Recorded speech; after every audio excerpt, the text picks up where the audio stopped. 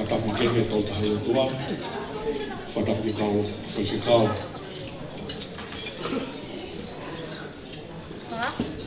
Whatapu ke he te he whiwhine aha koe. Whatapu whoki he whahuri me te. Mahalo me te mou whihui ko hea hinga ko to'o ai e lea ai whiawhi koe ni koe ku tarango fua. Ai lea ko whai ai whiawhi koe ni ko sikalu ko ni tamai ko luke. Ko luke ko ni tamai ko lātū. Ko lātū na ia no toko tau te hina toko ua. Ko nau tuwhi whine na toko taha pe ko mere meuse. Ko mere meuse hau ni aia ku whae. Pea ko hinga ia ku whae lea. Whahai tamai i he whiawhi koe. Tau i he ni koe maalari koe kātoanga, whia. Hosia lote hono tau huataha. Nā ku nofo bea u whakaukau, koe hā ai whakaukau te urea ai i a koe ni. Ko whambe ke urea i hingoa lute. He ko tui koe whahingoa lute, koe whahingoa pia ke lute koe i he wholofola.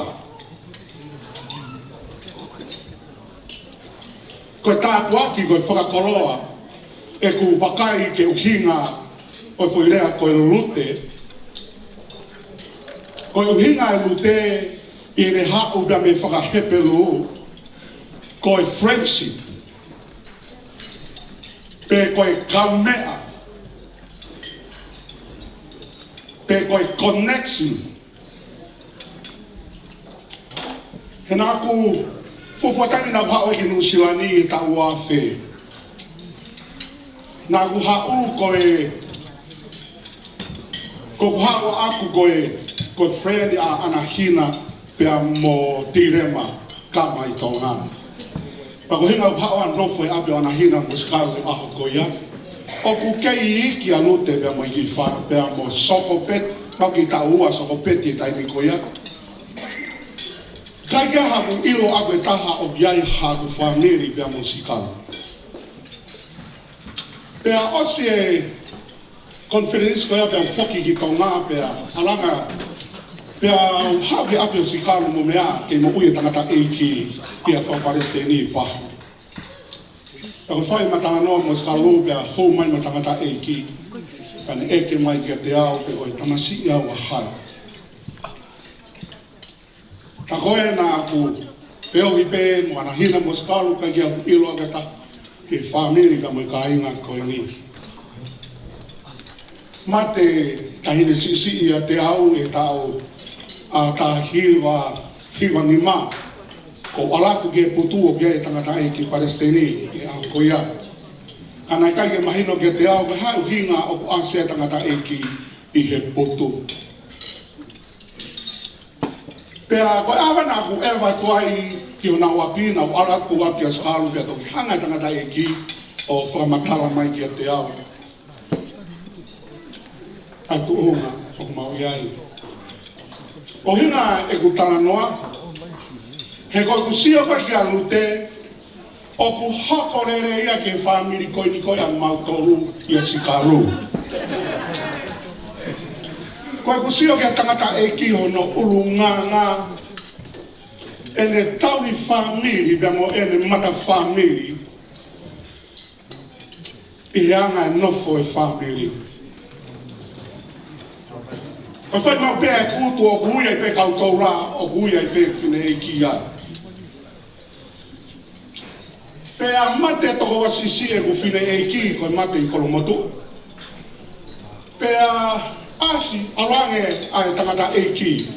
Peka ne alange ko iana rangi whaitoka, alange pepe mene la i whara o tangutu ai i he aho koe na i tanu ai putu. Na e o ware ka kai toko la. Peka nau o mai pia mai ngai mea ke me ai e tangata i Palestini e tangene ke mo ui ai na ne taofia e ia. Ko e rea nau whanongo ke he rea na ne whai ko e ku hau ke family o ko hifo au ki tuunga ko i ai.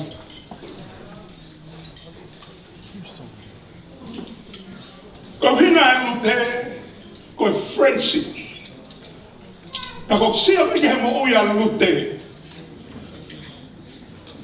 Ko lute tofpeia. Hono lumanga.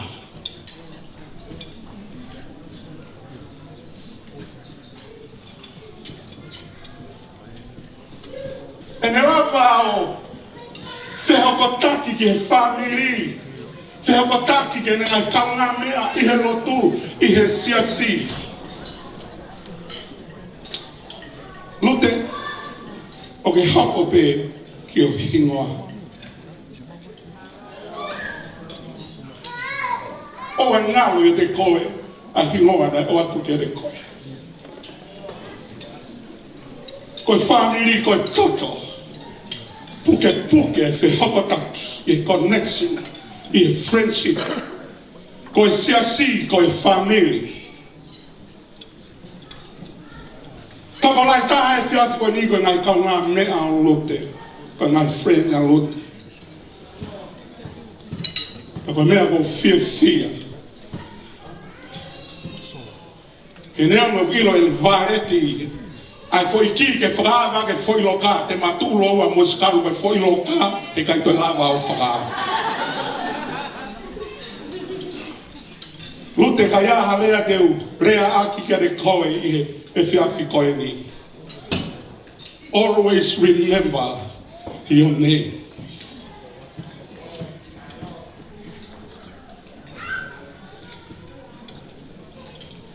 E toi alu te vai ulu aki vesta fa ki vese no ta fitu. Koia foi mai e ko rea ke alu te he fiafi koe ni.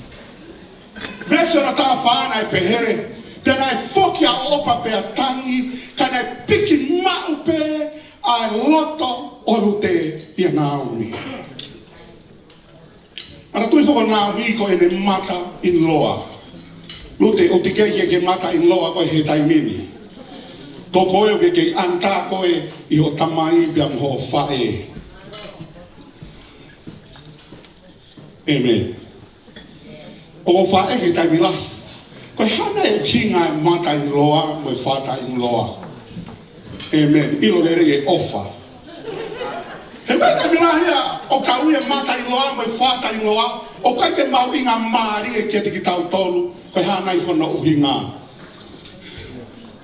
Ilo na toki ilo ki muini, tako hinga i mata in loa, me fata in loa, mea kotoa pe a pauta loa, anda ta loa. Uhinga i wana e piki maa wai koe a lute i a Naomi, ko hinga koe ne ha, koe ne mata i he fono. Pena ne ilo, koe mea le lei kotoa pe mata in loa, e mauia e ia. Kone connection, kone relationship, kone friendship ke hene mother-in-law. O tō ilo katoa ke tanga noa, nai haku wai a lute, o maari ka mo poasi.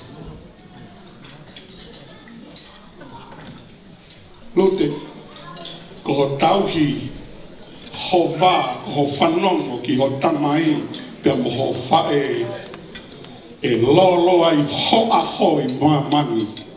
Pete ke kai e lei i he whonga o e whanua. Kai ke te ato ko tāle lei ki ke whanongo ki ai. Whanongo ki a skalu ka moana hina. Ko hono wā talange Naomi lute, whoki koe pia mo o opa. Koe na hilea na e hau pia mea lute.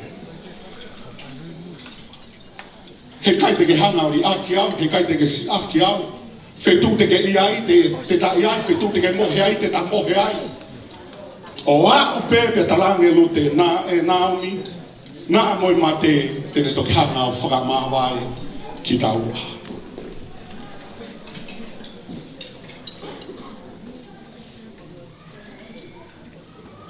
O kulahi e ngai friendship, o kulahi e ngai connection, o gai e ngai mea keke e ku fōua e mo'ui pia mau ai ngahi wā koe.